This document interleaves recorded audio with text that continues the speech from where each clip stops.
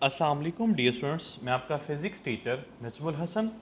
हम लोगों ने पीएमडीसी का topic number 3 work and energy start किया हुआ था, जिसमें हम लोगों ने वर्क की बेसिक्स पढ़ी, जिसमें वर्क की डेफिनेशन हमने पढ़ी, हमने वर्क की नेचर की बात की, हमने जो है वो यूनिट्स की बात की वर्क की। उसके बाद हमने पॉजिटिव नेगेटिव ज़ीरो वर्क की बात की। हमने ग्राफिकल मेथड देखा कि किस तरह से ग्राफिकल मेथड से वर्क फाइंड आउट कर सकते हैं, work done by variable force and work done by conservative field, हमने ये सारी चीज़ें देखी। आज हम जो टॉपिक स्टार्ट करने जा रहे हैं दैट इज़ एनर्जी, और इस लेक्चर के अंदर हम लोग एनर्जी और एनर्जी की टाइप्स को इन डिटेल डिस्कस करेंगे। बेटा जी, सबसे पहले तो आप लोगों को पता है कि एनर्जी क्या होती है। एनर्जी के बारे में ये कहा जाता है कि ability to do work is called energy, कि किसी भी ऑब्जेक्ट के पास जितनी ज़्यादा एबिलिटी है काम करने की, उसकी एनर्जी उतनी ही ज़्यादा होगी, और जिस ऑब्जेक्ट के पास जितनी कम एबिलिटी है वर्क करने की, उसके पास एनर्जी उतनी ही कम होगी। तो ability to do work is called energy. हम सबसे पहले जो है वो एनर्जी की जो है वो नेचर की बात करेंगे। नेचर का मतलब ये है कि ये स्केलर क्वांटिटी है या वेक्टर क्वांटिटी है। तो बेटा आप लोग ये बात जानते हैं कि एनर्जी बेसिकली एक स्केलर क्वांटिटी है, यानी कि इसको अपनी डिस्क्रिप्शन के लिए, कंप्लीट एक्सप्लेनेशन के लिए जो है वो ज़रूरत नहीं पड़ती डायरेक्शन की, ये जस्ट मैग्नीट्यूड से ही कंप्लीटली डिस्क्राइब की जाती है। बेटा जी आप लोगों ने एक बात याद रखनी है कि बेटा जो मैग्नीट्यूड है ना, उसमें दो चीज़ें आती हैं। पहली चीज़ तो होती है उस मैग्नीट्यूड में न्यूमेरिकल वैल्यू, और दूसरा यूनिट होता है। तो न्यूमेरिकल वैल्यू और यूनिट को मिला करके मैग्नीट्यूड बनता है। बेटा इसका जो यूनिट है वो हमारे पास वही है जो हम लोग वर्क के लिए पढ़ के आए हैं, जिसका यूनिट जो है वो जाउल है। और जाउल किसके इक्वल है बेटा? Joule is equals to 1 newton metre. और अगर आप लोगों से कोई ये पूछे कि हमें आप इसका एस आई बेस यूनिट बताएं, तो इसका एस आई बेस यूनिट है बेटा जी किलोग्राम मीटर स्क्वेयर और पर second square. This is the S I base unit of energy या वर्क, क्योंकि वर्क और एनर्जी दोनों के सेम यूनिट्स हैं। आपने जो यूनिट्स वर्क के लिए पढ़े हैं वो सारे के सारे यूनिट्स एनर्जी के लिए भी हैं। फॉर एन इंस्टेंस में आप लोगों को बताता हूं कि वो कौन कौन से यूनिट्स हैं। आप लोगों ने पढ़ा एक किलोवाट आवर। बेटा जी किलोवाट आवर जो है इसका सबसे लार्जर यूनिट है, जो कि 3.6 मेगा जाउल के इक्वल होता है। बेटा जी उससे स्मॉलर यूनिट हमारे पास कौन सा है? ब्रिटिश थर्मल यूनिट, जो कि 1055 जाउल के इक्वल होता है। उससे स्मॉलर यूनिट हमारे पास बेटा कैलोरी है। कैलोरी बेटा 4.18 जाउल के इक्वल होता है। उससे स्मॉलर यूनिट हमारे पास अर्ज है। अर्ज बेटा 10⁻⁻7 जाउल के इक्वल होता है। और सबसे स्मॉलर यूनिट हमारे पास इलेक्ट्रॉन वोल्ट है, जो कि 1.6 मल्टीप्लाइड बाय 10⁻⁻19 जाउल के इक्वल होता है। बेटा ये डिफरेंट यूनिट्स हैं जो कि मैं डिसेंडिंग ऑर्डर में आपको बता रहा हूं। इनकी वैल्यूज़ क्या हैं वो मैं आपको इनिशियल फर्स्ट लेक्चर में बता चुका हूं। अगर किसी ने फर्स्ट लेक्चर नहीं देखा तो वो फर्स्ट लेक्चर देखिएगा, वहां पे ऑलरेडी ये सारी वैल्यूज़ मैं लिख चुका हूं, इसीलिए यहाँ पर मैं रिपीट नहीं कर रहा। बेटा जी सबसे पहले मैं एनर्जी की जिस टाइप की बात करता हूं दैट इज़ मैकेनिकल एनर्जी। बेटा जी आप लोगों को ये बात पता होनी चाहिए कि मैकेनिकल एनर्जी जो है वो किसी भी बॉडी के पास उसकी मोशन या पोजीशन की वजह से होती है।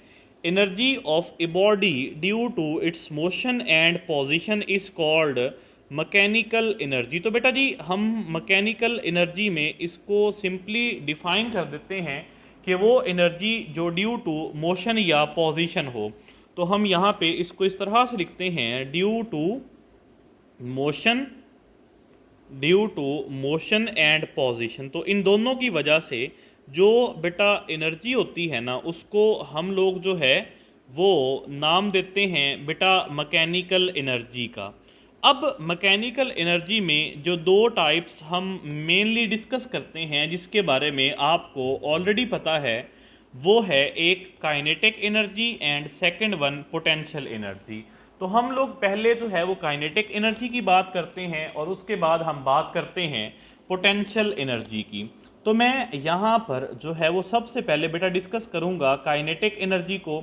आप सभी लोग जानते हैं कि बेटा जी काइनेटिक एनर्जी जो है ना वो किसी भी ऑब्जेक्ट के पास ऐसी एनर्जी है जो कि उसकी मोशन की वजह से हो।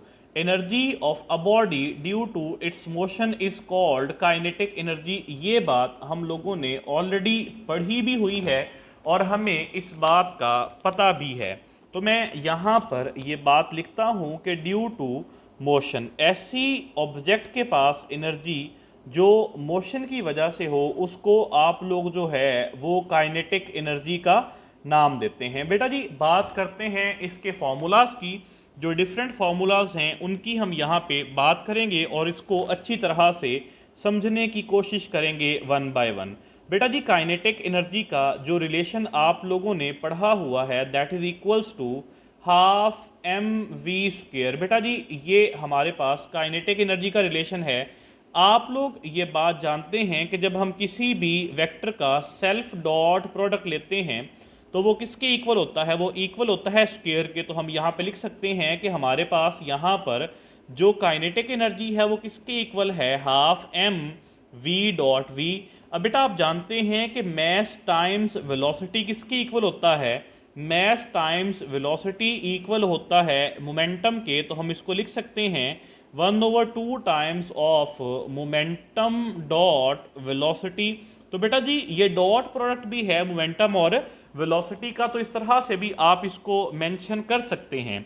बेटा जी अब इस फॉर्मूला को लेते हैं और हम इसको मजीद सॉल्व करते हैं। इस फॉर्मूला को लेके आप दोनों साइड पे मैस को मल्टीप्लाई कर दें। जब आप बेटा दोनों साइड पे मैस को मल्टीप्लाई करेंगे तो क्या बनेगा, mass times kinetic energy, mass times kinetic energy is equals to half m v square multiplied by क्या आ जाएगा बेटा, मल्टीप्लाइड बाय एम।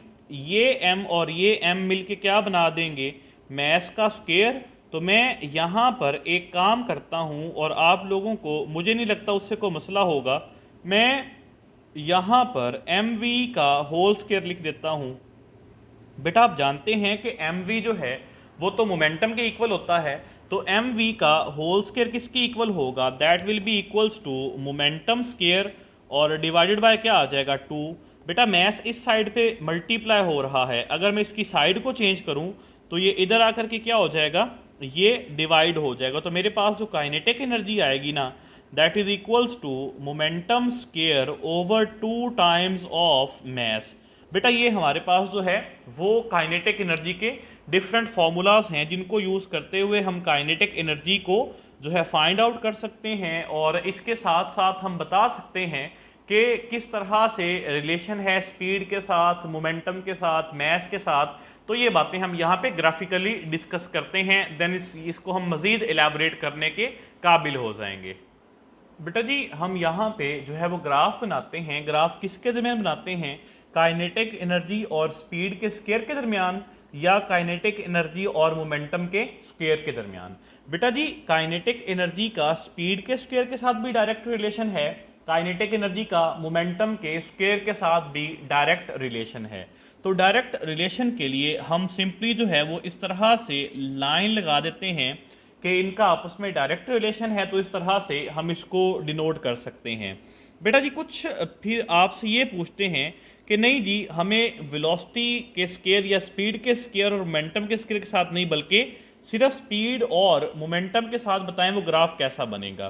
बेटा फिर वो जो ग्राफ है ना वो हम कुछ इस तरह से बनाएंगे कि हमारे पास देखें अगर स्पीड को डबल करेंगे तो काइनेटिक एनर्जी 4 टाइम्स बढ़ेगी, अगर स्पीड को 3 टाइम्स बढ़ाएंगे तो काइनेटिक एनर्जी 9 टाइम्स बढ़ेगी। यहाँ सिंपल मतलब ये है कि for lesser change in velocity, for lesser change in momentum there is greater change in kinetic energy. यानी कि एक्स एक्सिस वाली क्वांटिटी में चेंज कम भी करें तो वाई एक्सिस वाली क्वांटिटी में चेंज ज़्यादा आएगा। तो बेटा ये हम ग्राफ कुछ इस तरह से बनाएंगे जो कि वाई एक्सिस की तरफ बेंड होता चला जाएगा। इसको जो है हम देखें, चलें इसको थोड़ा और जो है वो क्लियर करते हैं ये देखें एक्स एक्सिस में कम चेंज आ रहा है जिसकी वजह से वाई एक्सिस में चेंज ज़्यादा आ रहा है, तो ये पावर से अवे बैंड हो रहा है, यानी स्पीड पे पावर थी तो ये इससे अवे बैंड हो रहा है। अब कुछ कहते हैं कि जी हमें जो है वो काइनेटिक एनर्जी का मैस के साथ भी जो है वो ग्राफ चाहिए। बेटा आप ये देखें कि काइनेटिक एनर्जी का मैस के साथ कभी तो डायरेक्ट रिलेशन है और कभी इन्वर्स रिलेशन है। अगर हम ये कहें ना कि हम काइनेटिक एनर्जी का मैस के साथ डायरेक्ट रिलेशन लिखते हैं तो फिर आपको ये बात लेकर के चलना पड़ेगी कि हमारे पास यहाँ पर स्पीड कांस्टेंट है। अगर आप काइनेटिक एनर्जी का मैस के साथ डायरेक्ट रिलेशन रखते हैं तो आपने ये बात यहाँ पर बतानी है कि यहाँ पर हमारे पास बेटा क्या कांस्टेंट है, स्पीड कांस्टेंट है। और इसी तरह से अगर आप काइनेटिक एनर्जी और मैस के दरमियान इन्वर्सली प्रोपोर्शनल का ग्राफ बनाते हैं, अगर आप यहाँ पर काइनेटिक एनर्जी और मैस के दरमियान इन्वर्सली प्रोपोर्शनल का ग्राफ बनाते हैं तो फिर आपको ये कहकर चलना पड़ेगा कि यहाँ पर हमारे पास मोमेंटम कांस्टेंट है। तो बेटा ये काइनेटिक एनर्जी की कुछ ग्राफिकल रिप्रेजेंटेशन है जो मैंने आप लोगों के सामने की। अभी हम कुछ प्रैक्टिस क्वेश्चंस करेंगे और प्रैक्टिस क्वेश्चंस करने के बाद हम लोग जो है वो फर्दर मूव करेंगे पोटेंशियल एनर्जी की तरफ। बेटा जी ये क्वेश्चन हमसे पूछा गया है और इसमें कहा गया है कि at what speed kinetic energy is equals to magnitude of momentum. बेटा इस तरह का जब भी क्वेश्चन आए तो जो कंडीशन आपको दी है ना उस कंडीशन को आप मैथमेटिकली लिख लें। हमें ये कहा गया है कि काइनेटिक एनर्जी यानी कि हाफ एम वी स्क्वेयर और इसी तरह से मोमेंटम का मैग्नीट्यूड आपस में इक्वल हैं। मोमेंटम किसके इक्वल होता है, momentum is equals to m v. बेटा जो मैस है वो मैस से क्या हो जाएगा, कैंसिल आउट, एक स्पीड से कैंसिल आउट। इधर 1/2v रह गया, इधर रह गया 1, ये इधर 2 क्या हो रहा है डिवाइड, इधर आके हो जाएगा मल्टीप्लाई। तो हमारे पास जो स्पीड है बेटा वो किसकी इक्वल आ जाएगी, 2 मीटर पर सेकंड। तो आप लोगों ने ये बात याद रखनी है कि जब स्पीड 2 मीटर पर सेकंड हो तो मोमेंटम का मैग्नीट्यूड और काइनेटिक एनर्जी आपस में सेम होती हैं। जब भी स्पीड किसी भी ऑब्जेक्ट की 2 मीटर पर सेकंड हो तो हम क्या कहते हैं, तो हम ये कहते हैं कि हमारे पास जो है वो ऑब्जेक्ट का मोमेंटम का मैग्नीट्यूड और काइनेटिक एनर्जी सेम रहेंगी। बेटा जी हमसे नेक्स्ट क्वेश्चन जो पूछा गया है वो नेक्स्ट क्वेश्चन ये है कि हमें ये कहा गया है कि kinetic energy 1 ratio kinetic energy 2, हमें काइनेटिक एनर्जीज की रेशोज दी गई हैं दैट इज इक्वल्स टू 9:16। तो हमसे पूछा क्या गया है, हमसे पूछा गया है कि आप हमें मोमेंटम की रेशो बताएं कि मोमेंटम की क्या रेशो है। अब देखें बेटा हमें सबसे पहले तो फॉर्मूले का पता होना चाहिए, अदरवाइज तो हम इसको सॉल्व ही करने के काबिल नहीं हैं। बेटा जी आप ये देखें कि हमारे पास जो काइनेटिक एनर्जी का रिलेशन था मोमेंटम के साथ that was equals to momentum square over 2 times of mass. बेटा मैस जो है वो राइट हैंड साइड पे डिवाइड हो रहा है, लेफ्ट हैंड साइड पे जा करके मल्टीप्लाई हो जाएगा। तो हमारे पास मोमेंटम किसके इक्वल आएगा, that comes to be 2 times of mass into kinetic energy. बेटा जी स्क्वायर को मैंने ख़त्म किया तो ये राइट हैंड साइड पे हमारे पास क्या आ गया, स्क्वायर रूट आ गया। तो इसका मतलब ये है कि हमारे पास जो मोमेंटम है that is directly proportional to square root of kinetic energy. क्योंकि मैस यहाँ पर नहीं बताया गया तो इसका मतलब ये है कि मैस कांस्टेंट है, मैस जो है वो एक ही बॉडी कंसीडर की जा रही है।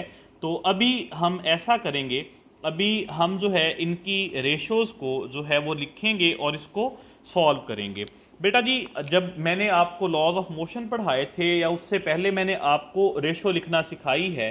बेटा जी momentum 1 over momentum 2 is equals to square root of kinetic energy 1 over kinetic energy 2। बेटा ये हमारे पास जो है वो इसकी रेशो आ जाएगी। बेटा जी हमारे पास काइनेटिक एनर्जी 1 किसकी इक्वल है, दैट इज इक्वल्स टू 9 और काइनेटिक एनर्जी 2 किसकी इक्वल है 16। तो बेटा ये कितना आ जाएगा, दैट कम्स टू बी 3:4 जब हम स्क्वायर रूट लेंगे। तो ये बेटा आंसर आ जाएगा और ये यूनिट लेस होगा क्योंकि ऊपर भी मोमेंटम है तो नीचे भी मोमेंटम है, तो मोमेंटम जो है वो मोमेंटम के साथ कैंसल आउट हो जाएगा और इसका कोई यूनिट नहीं रहेगा, ये यूनिट लेस क्वांटिटी होगी। बेटा जी हम नेक्स्ट एमसीक्यू डिस्कस करते हैं, और नेक्स्ट एमसीक्यू डिस्कस करने के बाद हम फिर फर्दर आगे मूव करेंगे। हमसे ये पूछा गया है कि इफ़, चले मैं यहाँ पर लिखता हूँ कि percentage increase in momentum, percentage increase in momentum is equals to 20%। तो फिर आपसे क्या पूछते हैं, आपसे ये पूछते हैं कि percentage increase in kinetic energy will be equals to. बेटा जी यहाँ पे परसेंटेज इन मोमेंटम गिवन है और काइनेटिक एनर्जी में पूछा गया है। बेटा जी आपने एक बात याद रखनी है कि ये आसान सा रूल है, जब भी percentage increase in momentum given हो ना, तो आपने सिंपली उसको डबल कर देना है। जैसा कि ये 20% है ना, 20% को आप डबल करें तो 20% का कितना होगा डबल, 40। इसमें ऐड करना है क्या, जो भी नंबर है उसके पहले डिजिट का स्क्वायर, तो 2 का स्क्वायर कितना हो जाएगा 4, तो 40 प्लस 4 कितना हो जाएगा 44%। तो कुछ बच्चे ये कहते हैं सर ये तो दो नंबर्स के लिए है, अगर नंबर ही एक हो तो फिर हम कैसे लिख सकते हैं। देखें मैं आप लोगों को एग्जांपल देता हूं कि percentage increase in momentum is equals to 5%। तो percentage increase in kinetic energy will be equals to, percentage increase in kinetic energy will be equal to, बेटा अब आपने क्या करना है, आपने ये 5 है, यहाँ पे दो नंबर थे, इसको डबल किया, पहले का स्केल ले लिया, ये तो है ही एक नंबर, इसका क्या करेंगे, इसको भी दो नंबर बना के लिख लें। कैसे, इसको आप 0.5 लिख लें, इसमें तो कोई मसला नहीं है। तो 0.5 को आप बेटा डबल करें, तो 0.5 का डबल कितना 10, पहला नंबर क्या है 0, 0 का स्क्वायर भी 0, तो 0 प्लस 10 ये 10% इसका आंसर आ जाएगा। तो जब भी percentage increase in momentum given हो ना और percentage increase in kinetic energy पूछा हो, तो आप सिर्फ ये करें कि जितना भी percentage increase in momentum given है उसको आप बेटा डबल करें, और उसका जो पहला नंबर है उसको स्क्वायर लेके उस डबल किए हुए नंबर में ऐड कर दें। जैसे कि परसेंटेज इंक्रीज इन मोमेंटम 30% हो तो 30 को डबल करें, और 30 के साथ पहला नंबर कौन सा है, 30 के साथ पहला नंबर है हमारे पास 3, उसका स्क्वायर लेके ऐड कर दें तो 69% हो जाएगा। इस तरह से आप ये काम बेटा इजीली कर सकते हैं विदाउट एनी कन्फ्यूजन, बड़ा आसान मेथड है बेटा ये। बेटा जी नेक्स्ट हमारे पास है पोटेंशियल एनर्जी। पोटेंशियल एनर्जी जो है वो किसी भी ऑब्जेक्ट के पास जो है वो होती है पोजीशन की वजह से, due to position. Potential energy का जो फॉर्मूला है, जो ग्रेविटेशनल पोटेंशियल एनर्जी है, उसका फॉर्मूला है mgh। बेटा आप लोगों से यहाँ पे पूछा गया है potential energy at a height equal to radius of earth from surface of earth. अब कुछ बच्चे फौरी से ये कहते हैं कि सर पोटेंशियल एनर्जी का फॉर्मूला तो mgh है और a जो है वो तो रेडियस के इक्वल है, तो mgr इसमें जो है हमारे पास आंसर आ जाएगा। अब उनको ये कौन समझाए कि विद द एल्टीट्यूड g की वैल्यू भी तो चेंज होती है, और ये बात हमने 9th क्लास में पढ़ी हुई है, और 9th क्लास में जो आपने 9th क्लास में बुक पढ़ी है उसमें न्यूमेरिकल भी इसके साथ जो है वो है मौजूद चैप्टर नंबर 5 के अंदर। बेटा जी gravitational potential energy at a height h is given by gravitational constant mass of earth divided by r plus h का होल स्क्वायर। बेटा ये हमारे पास जो है इसका फॉर्मूला है। तो हमारे पास जो है हाइट h कितनी गिवन है, it is given equals to radius of earth. तो हम यहाँ पे जब r पुट करेंगे तो r प्लस r कितना हो जाएगा 2r, और 2 का स्क्वायर 4 और r का स्क्वायर r स्क्वायर, तो ये बन जाएगा G M E over 4r square. तो बेटा जी G M E over R square जो है ये तो वैल्यू है gravitational acceleration at the surface of earth. तो मतलब इसका मतलब ये है कि हमारे पास जो है वो ग्रेविटेशनल एक्सलरेशन 4 टाइम्स कम हो जाती है जब आप equals to the radius of earth height पे जाते हैं। तो हमारे पास पोटेंशियल एनर्जी का फॉर्मूला होता है mgh। बेटा जी g किसके इक्वल रिड्यूस हो गया, ये रिड्यूस हो गया mg/4, और रेडियस हाइट कितनी है h, इसको आप प्राइम लगा लें इससे डिफ्रेंशिएट करने के लिए। तो बेटा ये टॉपिक था पोटेंशियल एनर्जी की, कुछ बेसिक्स पढ़ाई मैंने आपको, कुछ बेसिक्स मैंने आप लोगों को काइनेटिक एनर्जी की पढ़ाई। ये सारी चीज़ इसलिए है ताकि आपकी बेसिक्स क्लियर हों और आप जो है वो फर्दर एमडी कैट में अच्छा परफॉर्म कर सकें। अगर आप लोगों को एमडी कैट फिजिक्स के रिलेटेड किसी किस्म की कोई कन्फ्यूजन है, कोई प्रॉब्लम है, तो आप हमारा ऑनलाइन सेशन जो कि 4 मई से स्टार्ट हुआ है वो ज्वाइन कर सकते हैं। उस कंप्लीट सेशन में हम लोग जो है वो अच्छी तरह से कॉन्सेप्ट्स डिलीवर कर रहे होंगे, नंबर ऑफ एमसीक्यूज जो है परफॉर्म कर रहे होंगे, डिफरेंट टाइप्स ऑफ शॉर्टकट्स की बात करेंगे, और at the end of the session हमारे पास फिजिक्स की जितने भी कॉन्सेप्ट्स हैं वो क्रिस्टल क्लियर हो चुके होंगे।